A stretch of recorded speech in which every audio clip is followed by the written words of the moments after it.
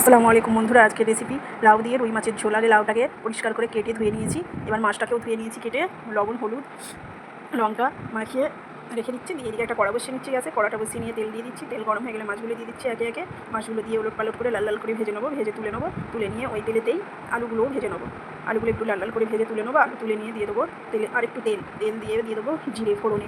তারপরে দিচ্ছি কাঁচা লঙ্কা চেরা, পেঁয়াজ কুচিটা দিয়ে একটু ভেজে নেবো। পেঁয়াজটা নরম হয়ে গেলে দিয়ে দেবো লাউটা দিয়ে তেলের উপর একটু নেড়ে চেড়ে নেবো। তারপরে দেবো লবণ দিয়ে একটু নেড়ে চেড়ে নিয়ে চাপা দিয়ে দেবো। লাউ থেকে জল বেরিয়ে আসবে, পানিটা বেরিয়ে এলে তখন দিয়ে দেবো গুঁড়ো মশলা, ধনে গুঁড়ো 1 চামচ, জিরে গুঁড়ো 1 চামচ, হলুদ গুঁড়ো 1 চামচ, লঙ্কা গুঁড়ো 1 চামচ দিয়ে ভালো করে কষিয়ে নেবো।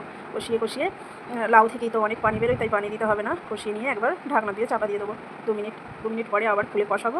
কষিয়ে পানি দেবো না, লাউ থেকে অনেক পানি বেরোয়।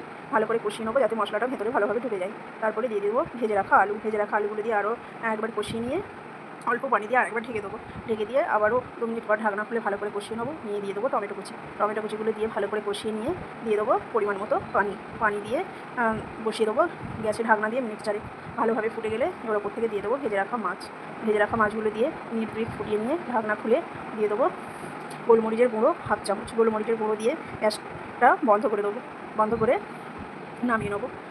দেখুন, দেখতেও যেমন সুন্দর হয়েছে, খেতেও খুব দুর্দান্ত। এরকম রেসিপি বাড়িতে একবার হলেও ট্রাই করুন। আর আমার চ্যানেলটিকে আরও নতুন নতুন সুন্দর রান্না দেখার জন্য ফলো করুন। ধন্যবাদ।